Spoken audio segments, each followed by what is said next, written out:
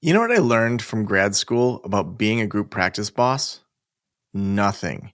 But I did learn that managing consultants, marketing my group practice, accounts, and growing a group practice was a full-time job, over and above trying to be a good parent, partner, and clinician. That's why I started Group Practice Boss and called in the experts to help others who have been or who are currently in this overwhelming situation of growing a successful group practice. Group Practice Boss offers ongoing business support and a close-knit community, which gives you access to live webinars, discounts on things like graphic design and software to streamline your business, and monthly contests to keep you motivated. For more information on joining our next cohort, visit practiceofthepractice.com/group practice boss. Again, that's practiceofthepractice.com/group practice boss. I look forward to seeing you there.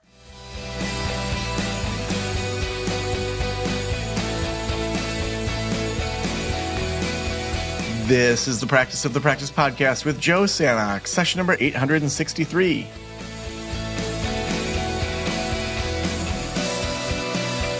I'm Joe Sanok, your host, and welcome to the Practice of the Practice podcast. We are doing Specialty Month, where this month and next month, so I guess it should be specialty months, are going to be interviewing clinicians on their specialties. And today we have Ann Burkart, who I'm so excited to have here. Ann is a marriage and family therapist in Charlotte, North Carolina. She specializes in working with couples, healing and strengthening their relationship, adults, individuals, strengthening the relationship with themselves, and leading groups and workshops on self-esteem and communication. And welcome to the Practice of the Practice podcast. Hi, thanks, Joe. So glad to be here today. Yeah, I am so happy to have you here as well. And you do a lot of work. I would love to hear more about how did you get into marriage and family therapy? Why is that important to you? Yes, there's a bit of a backstory with that. I kind of came about it accidentally. This is really my third career in life. I taught first grade for a while, did sales for a while, and got to the point where I got my child off to college. And thank goodness, after the first semester, she wanted to go back for a second semester. And as a parent, you kind of breathe that sigh of relief. Great. Now what do I do with my life?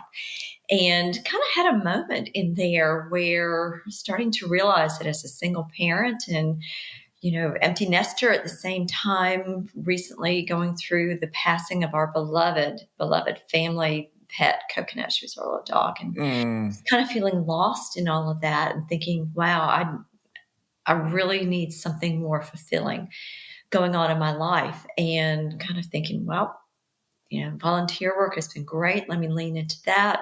Try to find some work in that. I have been doing a lot of board work and fundraising and things like that, and started down that path to find out that I was not qualified in many ways.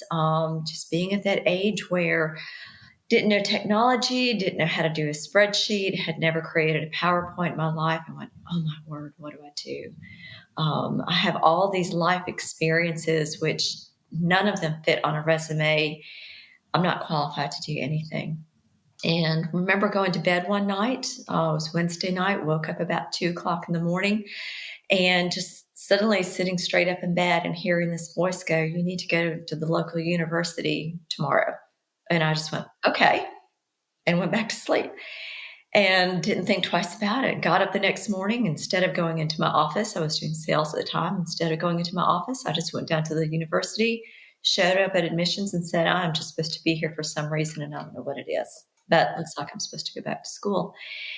And very kindly, the young person there spent some time talking with me. He said, hey, I think you need to speak with the person in this department. That'd be the right person to point you in the right direction. Just showed up at that person's doorstep. That professor sat down with me for about 15 minutes and said, hey, you need to go down to this program down the street. They have a master's in marriage and family therapy. I think that's the spot for you. I went down there, and within 3 weeks, I was enrolled and getting ready to start the summer semester.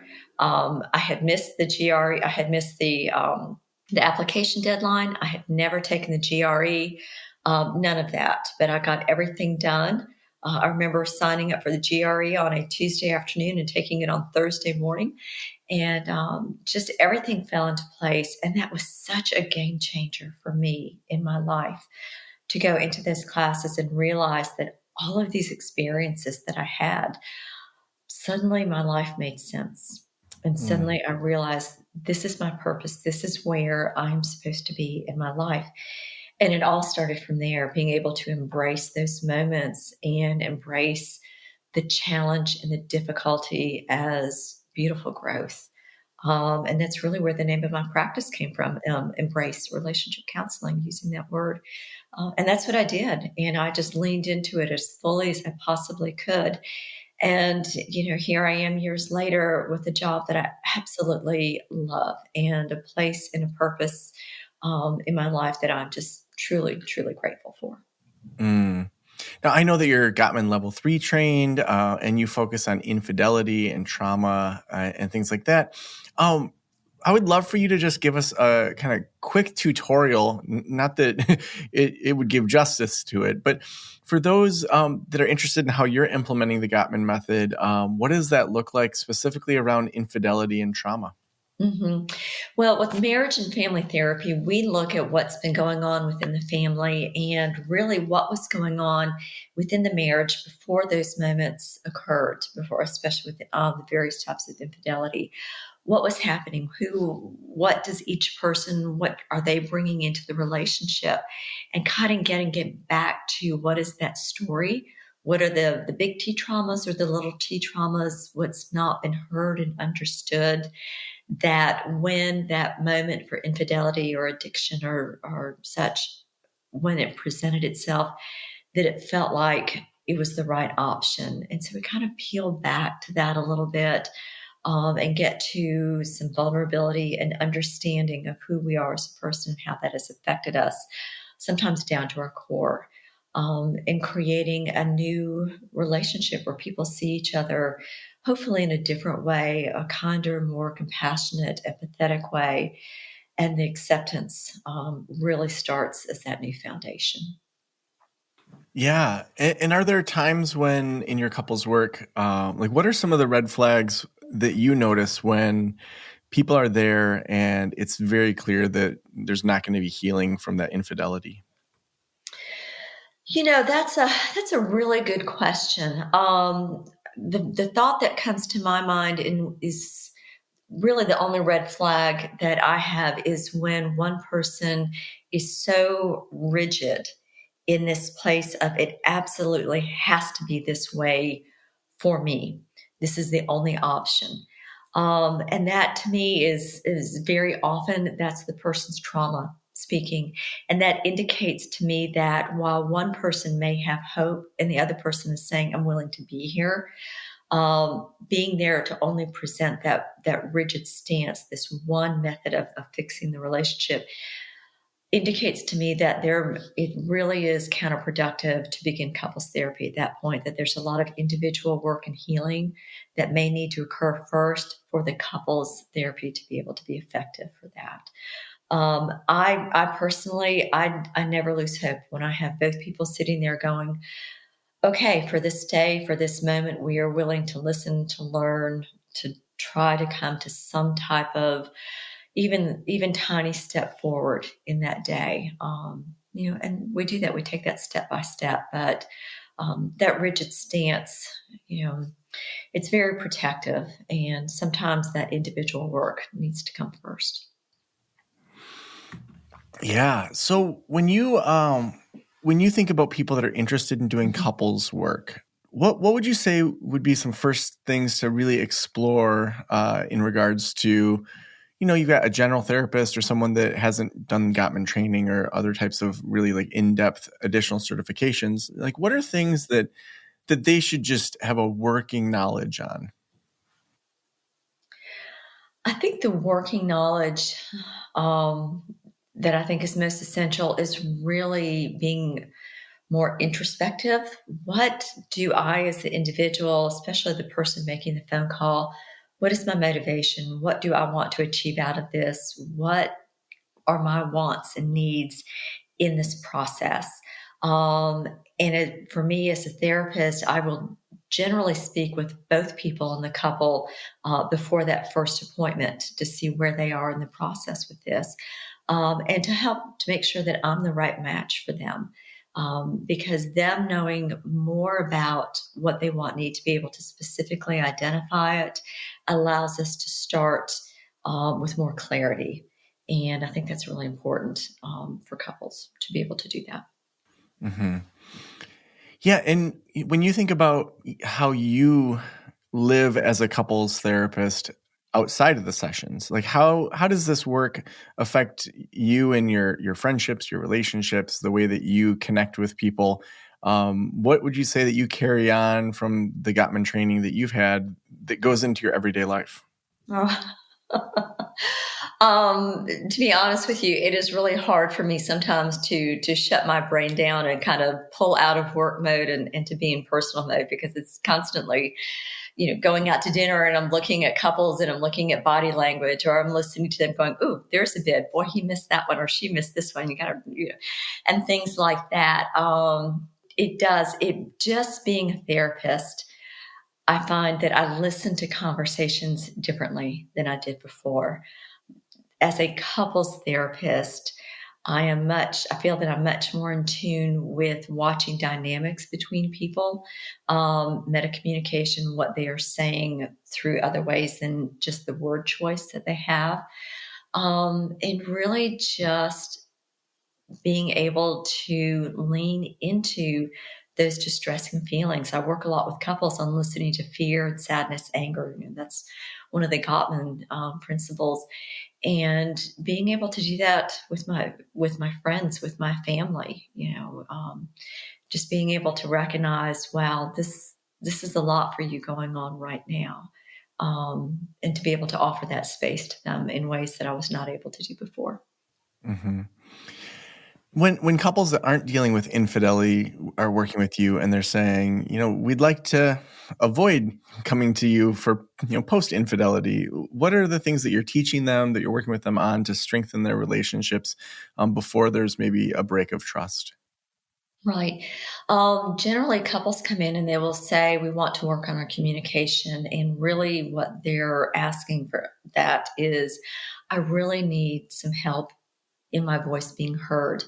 Um, and that's what we work on, how to speak in a way that our message is heard. And with couples, I've phrased it with them along those lines, that yes, you have something that you want to say, and sometimes we kind of get in our own way, we trip over our own feet in how we deliver the message. And that's what communication is all about. It's about, how do we use word choice, tone of voice, asking for conversations instead of insisting for conversations, things like that, to be able to speak in a way that we're heard. And when they start to look at it that way, changes really start to happen. And once those first couple of changes happen, the momentum begins.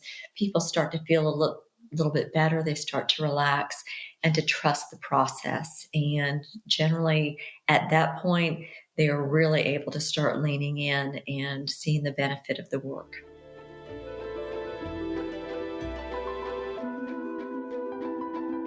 Providing great therapy day after day can be challenging even for the best of us.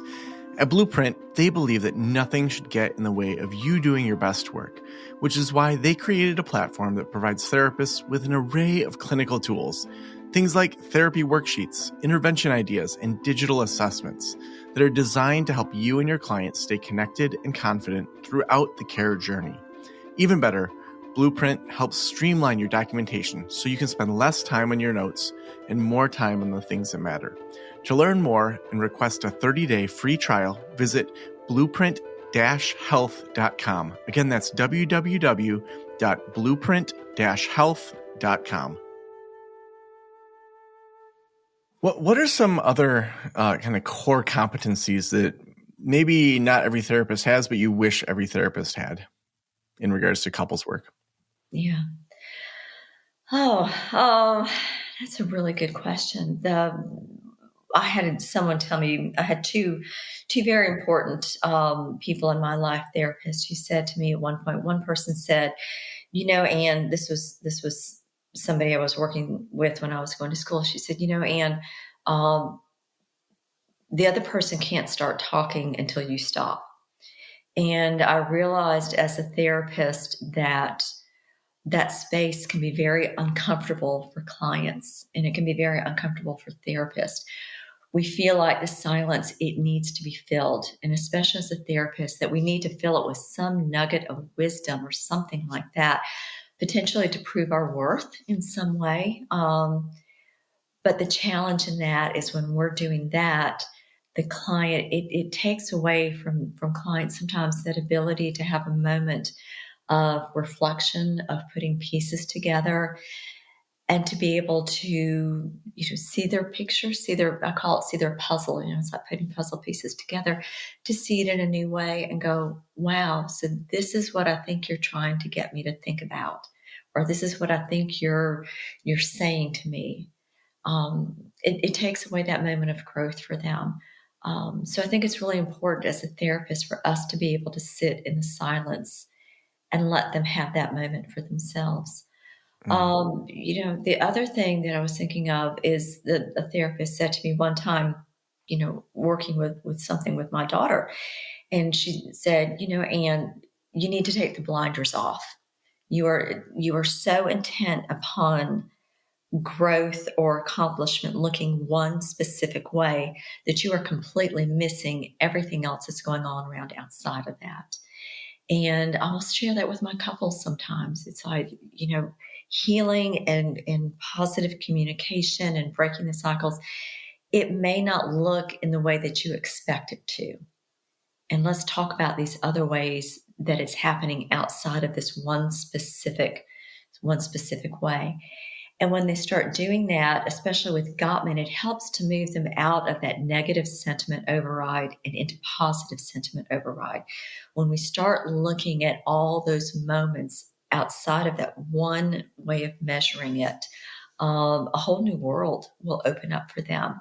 And as a therapist, it is challenging to me when I'm sitting in there, and especially when you have a couple that is in a moment of crisis, and to look at this and go, where are the good things that are happening that I can see as moments of hope, so that they can feel that there are moments of hope. So yeah, I think those are really the two that I'm thinking of most. Mm-hmm. I especially like that idea, not that I don't like your second one, but the idea of having more space for silence and pause. Even recently, I just read this book called Truth in Comedy. And so I'm in this improv group, and it's this kind of like classic improv book that I had never heard of. But we've been doing this book club. And so I read Truth in Comedy. And they were really talking about how new people to improv will feel like they have to like jump into a scene, be really loud, really fast, and try to get everything in. And they were talking about pacing and kind of setting the scene, and doing a scenescape where you're, slowly, what are you doing in the space before you're talking to the person? You're organizing your desk, you're fixing your tie, you're, putting on your pants, like whatever, that it then allows your scene partner to really see where you're at and what your vision for the scene is. And, even in responding in scenes, to just take that pace a little bit slower and not be talking over each other. And it's amazing. Just on Tuesday night, I thought I'm going to try to do that a little bit in one of the scenes. And I did. And it slowed the scene down in a way that it just, like, you could tell people were like on the edge of their seat.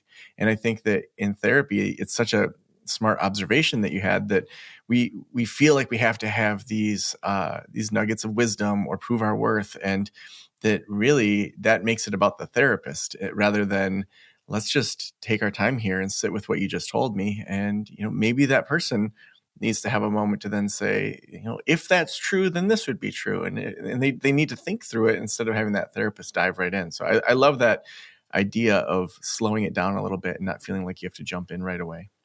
Yeah, and generally in one of the earliest sessions that I have with couples, I'll do some work on the three emotion brains, and really looking at moving from threat brain into drive brain and the automatic reactions, usually defensive type reactions that we take as a way of keeping ourselves secure, those moments that we move into fight, flight, freeze.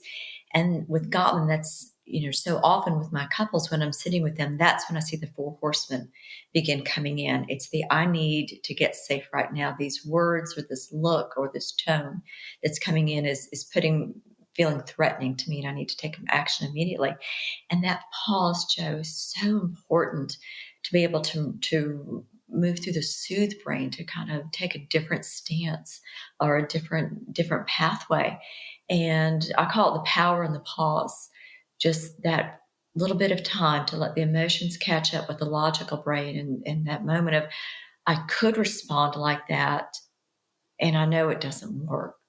So let me try this instead. And, with a lot of couples, just teaching them to slow down the pace of the conversation, giving permission that it doesn't have to be solved that night, that it can take multiple conversations, especially on these gridlocked issues, to be able to work through to some type of understanding. It really seems to take the pressure off of them and allows them to move at paces where they can process information in new ways and to pause as they need to stay a little bit more emotionally regulated and bring a better sense of self into the conversation.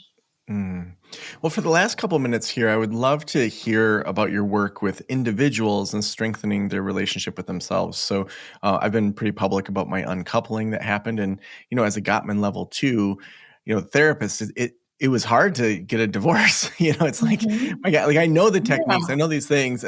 But now being, over a year out, to see a lot of that as like, I'm very happy that it happened. And, I'm like, to me, it's allowed me to really do inner work that I wouldn't have been able to do, or maybe wouldn't have had the urgency or desire or time to do. But would love to hear about your work with individuals. What does that look like? And what are maybe a handful of techniques that people can take into their therapy sessions?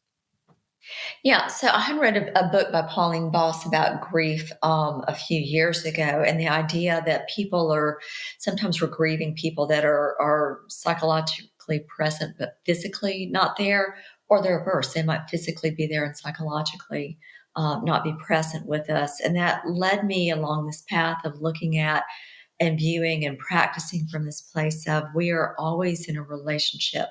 Either it's with somebody who's physically with us, but just psychologically not there. And I have that a lot with folks working with older people as they start to move into the later stages of life.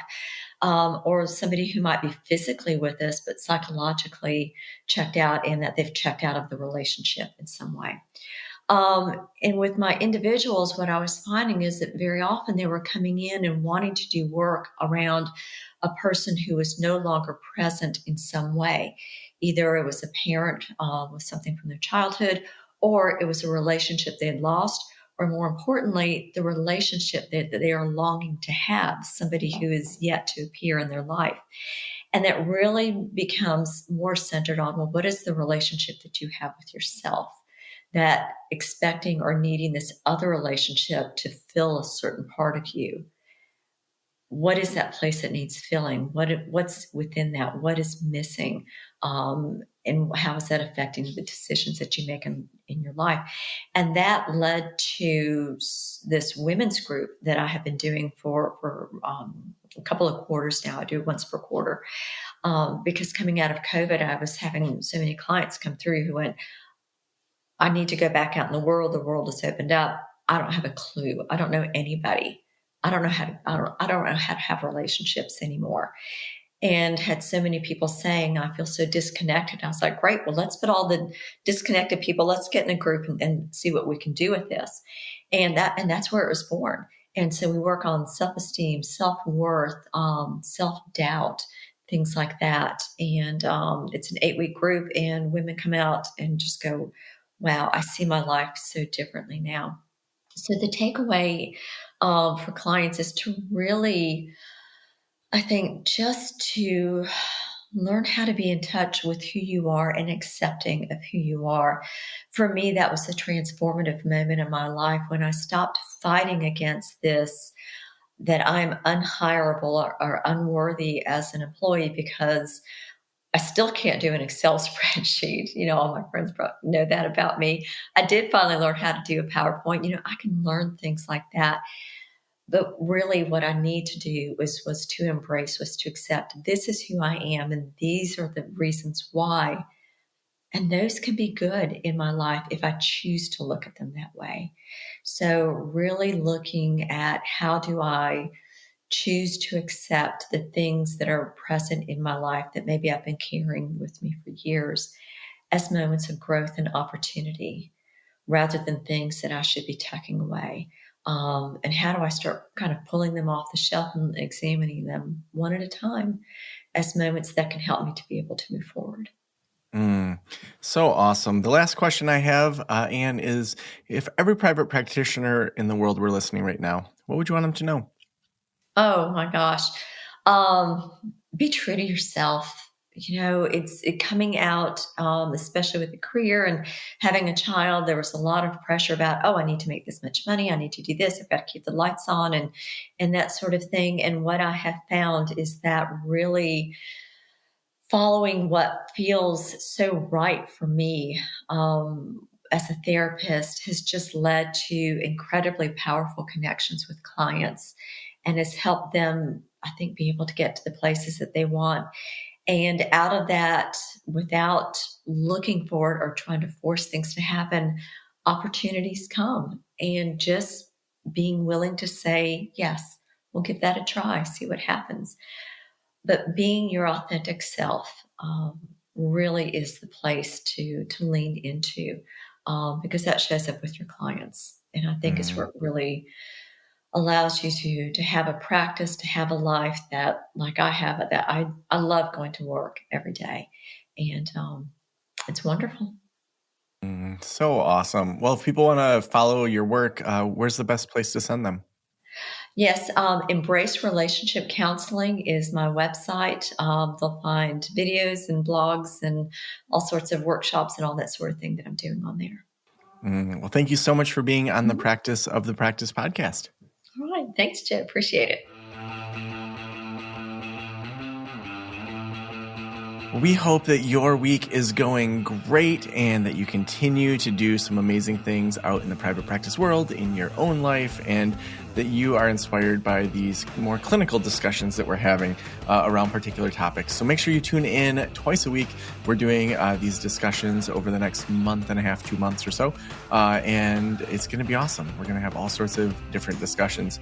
If you missed the last one, we just were talking about attention span and screen time with researcher Dr. Gloria Mark. And so that just came out on Tuesday. So make sure you check that out if you didn't check it out. Also, wanted to make sure that you know all about today's sponsor, Blueprint. Blueprint does measurement-based care, and it's proven to improve patient outcomes, but it's also historically been time-consuming and costly for you to implement. But at Blueprint, they believe that nothing should get in the way of delivering the highest quality care. And man, they can just help you out with the technology side, with all sorts of other things. They have hundreds of symptom rating charts and giving you deeper insights into how your clients are progressing. You can request a demo over at bph.link/Joe. Again, that's bph.link/Joe. Thank you so much for letting me into your ears and into your brain. Have a great day. I'll talk to you soon. Special thanks to the band Silence is Sexy for that intro music, and this podcast is designed to provide accurate and authoritative information in regard to the subject matter covered. It is given with the understanding that neither the host, the producers, the publishers, or guests are rendering legal, accounting, clinical, or other professional information. If you want a professional, you should find one.